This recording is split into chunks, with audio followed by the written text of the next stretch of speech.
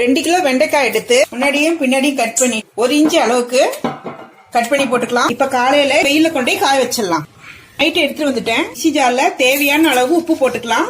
400 ml தயிர் எடுத்து அப்படியே இதுல ஊத்திக்கலாம். மிக்ஸியில நல்லா சுத்திட்டு வந்துடுறேன். பக்கத்துல ஊத்திக்கலாம். வெண்டைக்காவை இதுல போட்டுக்கலாம். நல்லா குலுக்கிக்கலாம். அப்படியே மூடி வச்சிடலாம். காலையில ஓபன் பண்ணி தோசை திருப்பி வச்சு கையாம கலந்து விட்டுக்கணும்.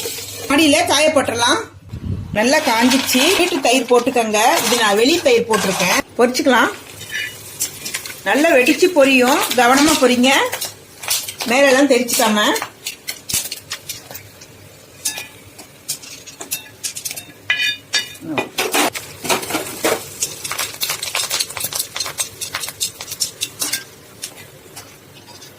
பொரிச்ச உடனே சாப்பிடக்கூடாது. ஒரு 5 நிமிஷம் கழிச்சு சாப்பிடுங்க. அப்பதான் கிறிஸ்பியா சூப்பரா இருக்கும். மறக்காம வீட்டு தயிரா யூஸ் பண்ணுங்க. அப்ப நல்ல டேஸ்ட் சூப்பரா இருக்கும். வெண்டைக்காய் வத்தல் ரெடி.